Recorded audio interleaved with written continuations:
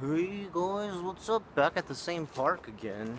Um, I didn't expect to really be doing this. We do go to this park quite a lot, but I didn't expect I'd already be making another JFAC once again this quickly. Right away, I've been messaged about another, I guess, kind of sad story. Well, not kind of sad, very sad story here in Japan. And it's another murder, and I want to stress the point that Japan is very safe. Um, One thing you will probably almost never read in the newspaper is so and so shot by so and so, or some kind of gun violence like you would have in America. So I want to reiterate the fact that Japan is still very safe, and the only reason I think I end up doing a lot of these is they often end up as very odd stories. For example, the one I'm going to do right now is 12-year-old boy stabbed by his father for not studying. And I'm sure that kind of made some eyebrows raise up and wonder, what the heck? Why would you do this? That is kind of a case we don't really have in America too often. Someone getting stabbed for not studying. Um, so I can understand why people would send this to me and ask me about, like, why would a father be pushed to the point of stabbing his son for not studying?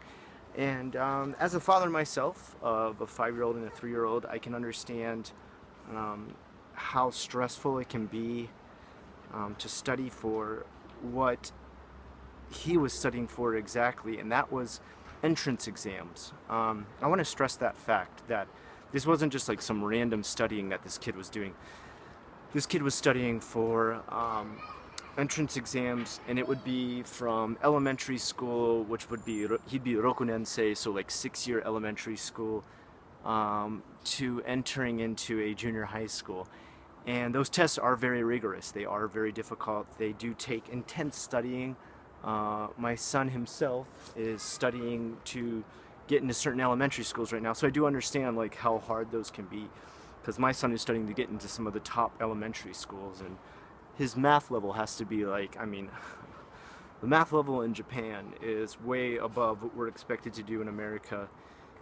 Pretty much the math that he's studying is like what I didn't study until I was like already in second grade, and my kid's just finishing kindergarten. So um, you can imagine where this kid was with his studying, being 12 years old and going from sixth grade to first year junior high school.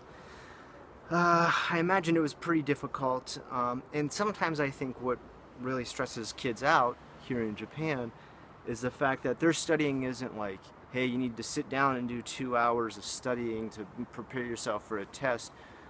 Oftentimes, this can be like a full day of studying. Like when my son's got a big test coming up, my wife handles most of it because she really enjoys it, and I feel like she teaches it in a way where she's very calm and she knows how to make it fun, and they're very relaxed and laughing and having a good time while they study. And my son actually really enjoys studying. I don't know where he gets that from. He is the total opposite of lazy me. When I was in school, I was not good at studying. I did not like to study. He loves math, he loves science, he loves to study. I'm so proud of him for that. I'm so happy with that situation. Um, I constantly like let him know, like, I'm like seriously so proud of you that you're like so into this and can study for so long, because you are not your dad.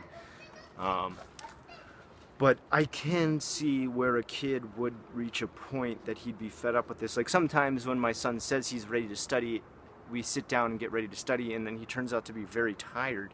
And so I say, you know what, like, I think you're probably a little bit too sleepy and you don't even realize it. Just like go to head to bed early, or take a nap, or relax first and get your mind in the right place, because since he's always ready to study, I can do that with him. I know it's not going to be like he's trying to get out of it, which is great. I'm again very, very lucky.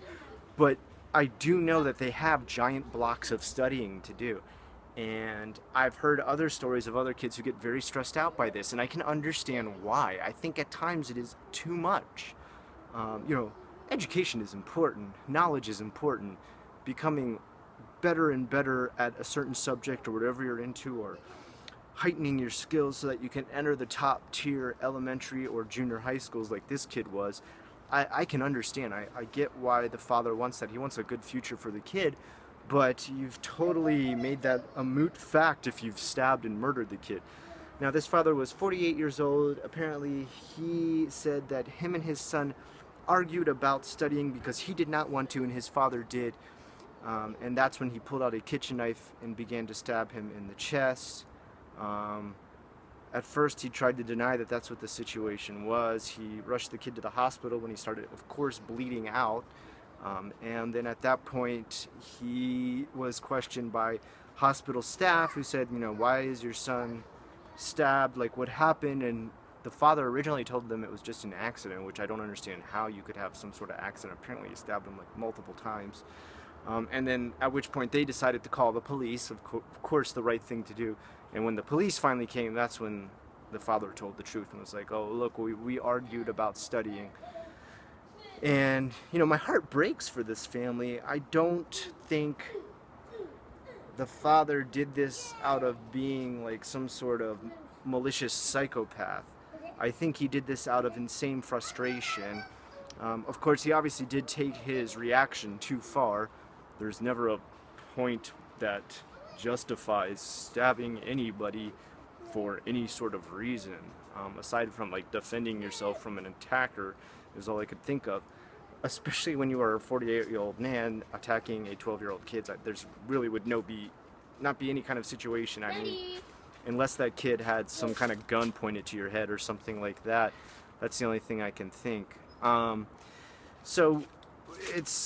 at the same time, I understand his frustration, what it must have been. He must have been at a point where he had been struggling to learn this stuff with his son and struggling to get him to the point of studying enough to be ready to do this big test coming up for junior high school. And like I said, those are very difficult. Those are hard tests. So I think both people at that point were pushed to a point of stress. The son pushed to a point where he did not want to study anymore, which I've heard of kids being pushed to before. A lot of mothers complain to my own wife about that their kid is just sick of studying for these entrance exams that are coming up just for elementary school, not just elementary school. So you can only imagine junior high school is like double or triple what you would have. And that probably is where that kid was at. He was probably like, look, Dad, I am sick of this. I am not studying anymore. I'm ready to take this test. I don't need to study. And I'm sure the father was like, no, you're not ready. You know, you still need to learn this and this. You need to know this amount of kanji. You need to be good at math like this.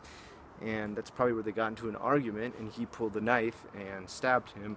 Obviously, way overreacting to what he should actually do. And people ask, is it necessary, Scott, that he would need to study this hard for a test that the father would be like this concerned about him studying? And I mean, I'm not going to say that yes, he needs to study to the point that being stabbed needs to be, you know, on the table for if you do not do it. No, there's never a point like that. But if you do want to enter the top tier schools in Japan, yes, then an absorbent amount of studying, just an insane amount of studying is required, like to the point that probably you and I, raised in a Western setting, couldn't even imagine getting into this much studying at this age. Yes, this does happen. This does reach a point of like being an insanely large amount to study. I remember my wife telling me stories of when she was preparing for college.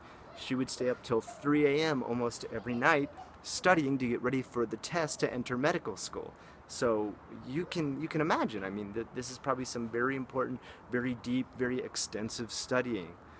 At the same time, I think one of the problems that pushes a lot of parents to the edge, because you do hear stories here quite a bit about parents killing their kids. For example, this same week that this happened, there was a mother who killed her 4 kids, and the father came home to find she had stabbed all 4 kids to death. And I think they were like the ages of like 10, 4, 3, and 1. I could have those off, so, you know, just correct me if I do, that's fine. The thing I'm trying to get across is that she stabbed her own 4 kids to death and killed them, which is just insane to think about. But it's also kind of the overbearing, stressful environment that I think Japan places a lot of people in here. We work anywhere from 10 to 12 hours a day, and if you come home after working 10 to 12 hours, you're kind of like up to here with your limit of how much work you can do.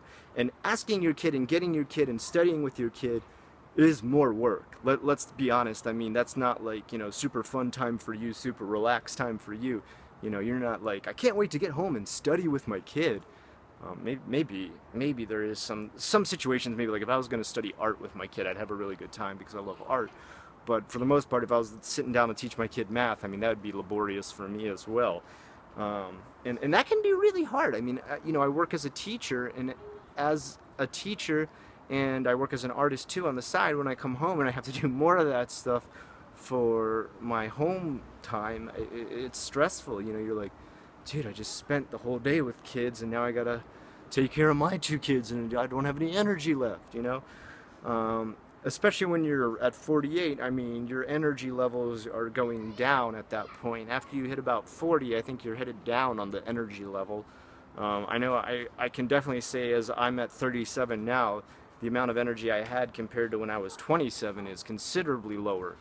But that can be another factor that weighs into this, is that people are overworked. So when they get home, they're overstressed. So when they get to a study point, they're overly excited or overreact to a frustrating situation. And I'm not saying that that justifies what the father did. There's no justification for it, as I've said before. But I can see how the life that some people live in Japan, combined with the amount of studying needed in Japan, can lead into this final reaction. Anyway, that's just my 2 cents on it. As always, I'm here to answer your questions. Unrest it with the questions you requested. And this is JFAQ, Japan's Frequently Asked Questions. Have a good one.